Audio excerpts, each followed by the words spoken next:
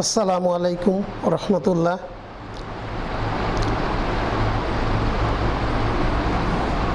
বিরামপুর সরকারি কলেজ, বিরামপুর, দিনাজপুর। আমাদের সুপ্রিয় শিক্ষার্থী, এইচএসসি দ্বিতীয় বর্ষের শিক্ষার্থীদের স্বাগত জানাচ্ছি।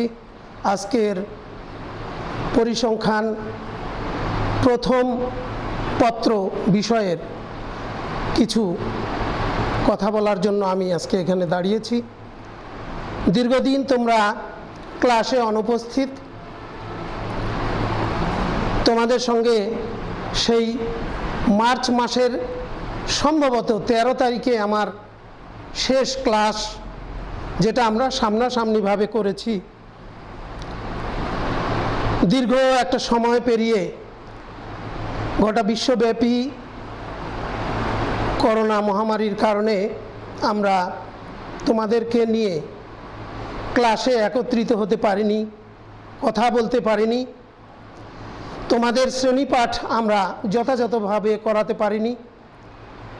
তোমরাও যেমন একাকিত্ব বোধ করছো, ঠিক আমরাও ক্লাস না নিতে পেরে আন্তরিকভাবে ব্যথিত এবং মনে হচ্ছে যে আমরা ঘরে ঘরে বন্দী হয়ে গেছি। আমরা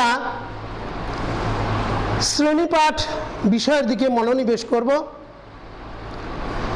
আমি আশা রাখি পূর্বের যে সমস্ত ক্লাস তোমাদের হয়ে গেছে সেই সমস্ত ক্লাসের পড়াগুলো তোমরা ঝালিয়ে নেবে সুন্দরভাবে। বিশেষ করে তোমাদের পরিসংখ্যান প্রথম পত্রের মোট 8টি অধ্যায় আছে। 8টি অধ্যায়ের মধ্যে আমরা 6টি অধ্যায় পড়েছি। শ্রেণীতে সরাসরি ক্লাসে অংশগ্রহণ করে আমরা শ্রেণীপাঠ নিয়েছি 8টি বিষয়ের। 8টি বিষয়ের মধ্যে 6টি অধ্যায় আমরা পড়েছি। সেই 6টি অধ্যায় তোমাদেরকে আমি পুনরায় স্মরণ করিয়ে দিতে চাই। সেই 6টি অধ্যায় হচ্ছে: প্রথম অধ্যায় পরিসংখ্যান, চলক ও বিভিন্ন প্রতীকের ধারণা। আমরা এই বিষয়ে বিস্তারিত শ্রেণীপাঠে আলোচনা করেছি এবং তোমাদেরকে প্রয়োজনীয় দিক নির্দেশনা দিয়েছি। এরপরে দ্বিতীয় অধ্যায়, সেই দ্বিতীয় অধ্যায়ে আমরা তথ্য সংগ্রহ, সংক্ষিপ্তকরণ ও উপস্থাপন এই বিষয়ে আমরা বিস্তারিত শ্রেণী পাঠ দান করেছি এবং তোমরা সামনাসামনি বসে সেই শ্রেণীর পাঠগুলো গ্রহণ করেছ। এবং যাদের যে বিষয়ে তোমাদের প্রশ্ন ছিল, আমি সেই প্রশ্নগুলোর যথাযথভাবে উত্তর দেওয়ার চেষ্টা করেছি এবং তোমরা সেগুলো অধ্যয়ন করছো এবং বাড়িতে বসে বসে প্র্যাকটিস করছো বলে আমি আশা রাখি। এরপরে তৃতীয় অধ্যায়, সেটাও আমরা পড়েছি। সেই অধ্যায়ের নাম ছিল কেন্দ্রীয় প্রবণতা। কেন্দ্রীয় প্রবণতায় এই অধ্যায়ে আমরা কেন্দ্রীয় প্রবণতার বিভিন্ন পরিমাপ সেগুলো আমরা আলোচনা করেছি। এখানে কেন্দ্রীয় প্রবণতার পরিমাপসমূহ এবং সেই পরিমাপ সমূহের বৈশিষ্ট্য, ব্যবহার, এগুলোর গাণিতিক সংজ্ঞা এবং ব্যবহার সম্পর্কে আমরা বিস্তারিত শ্রেণীপাঠে আলোচনা করেছি। আর এগুলো থেকে আমরা কেন্দ্রীয় প্রবণতার বিভিন্ন পরিমাপসমূহের তুলনামূলক আলোচনা, এদের বৈশিষ্ট্য, এদের সুবিধা অসুবিধা, এগুলো আমরা আলোচনা করেছি। এখানে একচলক বিশিষ্ট তথ্য নিয়ে আমরা আলোচনা করে থাকি। এই কেন্দ্রীয় প্রবণতা চ্যাপ্টারের পর আমরা আলোচনা করেছি বিস্তার পরিমাপ, যেটাকে ইংরেজিতে বলা হয় measure of dispersion, measures of dispersion বা বিস্তারের পরিমাপ। বিস্তারের পরিমাপের প্রথমত 2টি দিক আমরা শ্রেণীপাঠে আলোচনা করেছি: পরম পরিমাপক সমূহ ও আপেক্ষিক পরিমাপক সমূহ। সেই পরম পরিমাপক সমূহ সম্পর্কে আমরা বিস্তারিত শ্রেণীপাঠে আলোচনা করেছি এবং আপেক্ষিক পরিমাপসমূহ তথা শতকরা পরিমাপকসমূহ সম্পর্কেও আমরা বিস্তারিত আলোচনা করেছি। এই পরিমাপকসমূহের বৈশিষ্ট্য, এগুলোর ব্যবহার, পার্থক্য, তুলনামূলক আলোচনা এবং কোন বিষয়টি বেশি উপযুক্ত বিস্তারের পরিমাপের ক্ষেত্রে আমরা সেই বিষয়গুলো বিস্তারিতভাবে আলোচনা করেছি। এছাড়া বিভিন্ন উদাহরণ সহকারে আমরা গাণিতিক অংশগুলো শ্রেণীপাঠে আলোচনা করেছি। এ গেল চতুর্থ অধ্যায়ের কিছু কথা। প্রথম থেকে চতুর্থ অধ্যায়ের পর আমরা পঞ্চম অধ্যায়ে পড়েছি পরিঘাত, বঙ্কিমতা ও সূচালতা সম্পর্কে। এই পরিঘাত, বঙ্কিমতা ও সূচালতা সম্পর্কে শ্রেণীপাঠে আমরা বিস্তারিত আলোচনা করার পর এরপরে আমরা শেষের একটি অধ্যায়, মূলত পূর্বেই আমরা পড়েছি, সেখানে গাণিতিক কোনো অংশ ছিল না, তথা শেষের অষ্টম অধ্যায়টি আমরা আগেই পড়ে ফেলেছিলাম। সেই অধ্যায়টির নাম হচ্ছে বাংলাদেশের প্রকাশিত পরিসংখ্যান, পাবলিশড স্ট্যাটিস্টিক্স অফ বাংলাদেশ। এই বাংলাদেশের প্রকাশিত পরিসংখ্যানে আমরা যে বিষয়গুলো আলোচনা করেছি, সরকারি পরিসংখ্যান, আধা সরকারি পরিসংখ্যান, বেসরকারি পরিসংখ্যান, পরিসংখ্যান সমূহের উৎস কী কী, সেই বিষয়গুলো আমরা বিস্তারিতভাবে শ্রেণীপাঠে আলোচনা করেছি এবং আমরা পরীক্ষায়ও অবতীর্ণ হয়েছিলাম। সেই পরীক্ষাগুলোতে তোমরা অংশগ্রহণ করেছো, পরীক্ষা দিয়েছো এবং আমরা সেই খাতাগুলো মূল্যায়নও করেছি। তোমাদের হাতে সেই রেজাল্টগুলো থাকার কথা।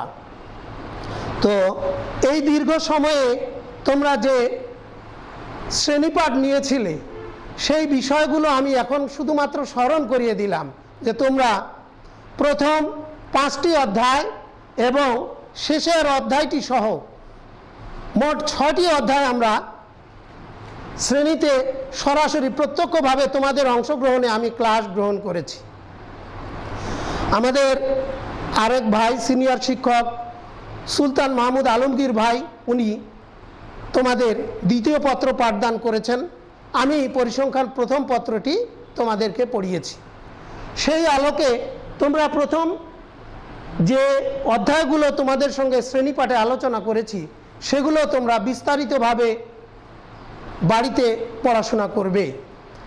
এই পড়াশোনায়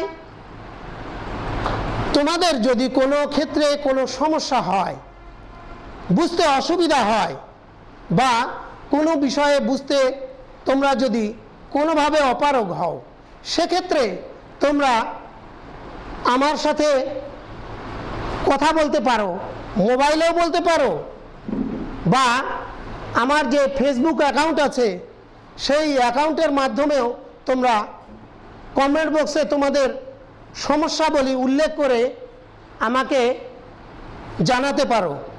আমি প্রয়োজনীয় পরামর্শ সহ তোমাদের যা যা করা প্রয়োজন সেই বিষয়গুলো সমাধান করার চেষ্টা করব। আমার সঙ্গে সরাসরি যোগাযোগের জন্য তোমরা আমার মোবাইল নাম্বারটাও লিখে নিও, যদিও আমি পূর্বে তোমাদেরকে মোবাইল নাম্বার দিয়েছি। আমার মোবাইল নাম্বার হচ্ছে, তোমরা লিখে নাও, এই মোবাইল নাম্বারটি দিয়েও তোমরা আমার সঙ্গে যোগাযোগ করতে পারো।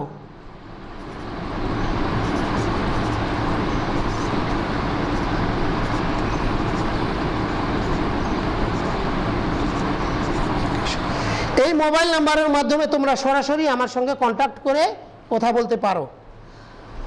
আচ্ছা, আমি তোমাদেরকে এই পরিসংখ্যান বিষয়ের পরিঘাত, বঙ্কিমতা ও সূচালতা সম্পর্কে যে আলোচনা শেষ করেছিলাম শ্রেণীপাঠের মাধ্যমে, তার পরবর্তী চ্যাপ্টার, যেটাকে আমাদের বইয়ে ষষ্ঠ অধ্যায় হিসেবে বিবেচনা করা হয়েছে, তার নাম হচ্ছে সংশ্লেষণ ও নির্ভরণ। সংশ্লেষণ ও নির্ভরণ। সংশ্লেষণ ও নির্ভরণ সম্পর্কে আমরা আগামীতে আলোচনা করব। সংশ্লেষণ ও নির্ভরণ।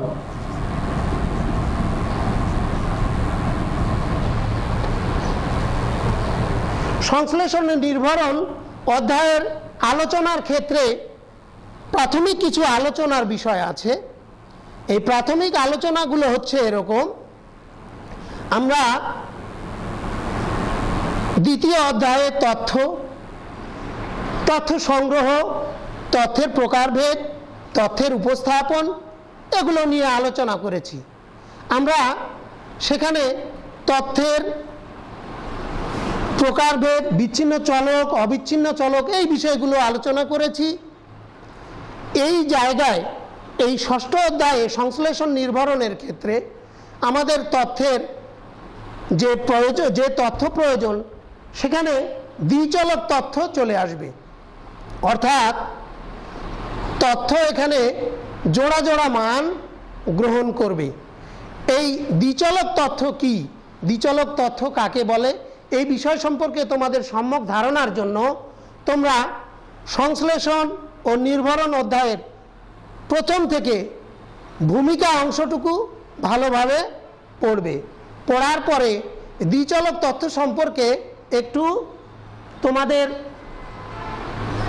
মনোনিবেশ করবে। দ্বিচলক তথ্য কাকে বলে? যখন তথ্যগুলো এমনভাবে আসে যে একসঙ্গে জোড়া জোড়া সম্পর্কিত হতে পারে, অসম্পর্কিতও হতে পারে। আবার সম্পর্কটা কি ধরনের, ধনাত্মক না ঋণাত্মক না আংশিক না পূর্ণ, এই কথাগুলো কিন্তু চলে আসবে। আমরা সংশ্লেষণ ও নির্ভরণের ক্ষেত্রে এই সংশ্লেষের ক্ষেত্রে দ্বিচলক তথ্য, যেমন আমরা বিভিন্ন উদাহরণের ক্ষেত্রে বলতে পারি যে ওজন এবং উচ্চতা। যদি তোমাদের দ্বাদশ শ্রেণীর শিক্ষার্থীদের মনে করো 40 জন শিক্ষার্থীর ওজন পাশাপাশি তাদের উচ্চতা, অথবা আমরা এমনও বলতে পারি যে বাজারের 1 কেজি পণ্য এবং তার মূল্যের ক্ষেত্রে সম্পর্কটা কিরূপ। অর্থাৎ আমরা এই সংশ্লেষের ক্ষেত্রে সংশ্লেষণ বিষয়ের যে আলোচনা, সেখানে সম্পর্কিত দুটি বিষয় নিয়ে আলোচনা করব। ওজনের সঙ্গে উচ্চতার কি সম্পর্ক, ঔষধের সঙ্গে রোগ ভালো হওয়ার কি সম্পর্ক, তারপরে ধূমপানের সঙ্গে ক্যান্সার রোগ হওয়ার বা অন্য কোনো রোগ হওয়ার কি সম্পর্ক। এই বিষয়গুলো যখন দুইটা তথ্যের মানে পাশাপাশি একই সঙ্গে পাশাপাশি আকারে থাকবে, সেই তথ্যগুলোকেই আমরা বলবো দ্বিচলক তথ্য। স্বামী স্ত্রীর বয়স, তাদের বয়সটা কীরূপ, স্বামী স্ত্রীর ক্ষেত্রে স্বামীর বয়স কত, স্ত্রীর বয়স কত, অর্থাৎ মানগুলো হবে যখন জোড়া জোড়া, সেক্ষেত্রে আমরা দ্বিচলক তথ্যের ধারণা পাবো। আর এই ধারণা থেকেই তাদের মধ্যে সম্পর্কটা কীরূপ আমরা সেই বিষয়গুলো আলোচনা করব। সংশ্লেষণ ও নির্ভরণ এই চ্যাপ্টারটি খুবই গুরুত্বপূর্ণ একটি চ্যাপ্টার। গাণিতিক কোনো বিষয়ের যাবার আগে তোমরা সংশ্লেষণ ও নির্ভরণের প্রাথমিক আলোচনাগুলো সুন্দরভাবে একটু করে পড়বে। আগামী ক্লাস থেকে আমি তোমাদের মাল্টিমিডিয়ার মাধ্যমে বাকি বিষয়, বিশেষ করে সংশ্লেষণ নির্ভরণ ও কালীন সারির যে অবশিষ্ট এই দুইটি অধ্যায়ের যে অংশগুলো আছে, সেগুলো আমি তোমাদেরকে মাল্টিমিডিয়ার মাধ্যমে ক্লাস নেওয়ার চেষ্টা করব। আর এর মধ্যেই যদি আমাদের প্রতিষ্ঠান খুলে যায় তাহলে সরাসরি আমরা ক্লাস করব। সার্বিকভাবে তোমরা সুন্দরভাবে বাড়িতে পড়াশোনা চালিয়ে যাবে। আজকের যে কথাগুলো আমি বললাম, এই কথাগুলোকে ধারণ করে তোমরা পূর্ববর্তী যে সমস্ত ক্লাস হয়ে গেছে সেই ক্লাসগুলোর তোমরা পুনরালোচনা করবে বাড়িতে। আশা করি তাহলে পরবর্তী ক্লাসগুলো অনুধাবনের সুবিধা হবে এবং পাঠগুলো খুব আনন্দঘন হবে। এই বলে আজকে আমি তোমাদের সার্বিক সুস্থতা ও সুন্দর ভবিষ্যৎ কামনা করে আজকের শ্রেণীপাঠ সমাপ্ত ঘোষণা করছি।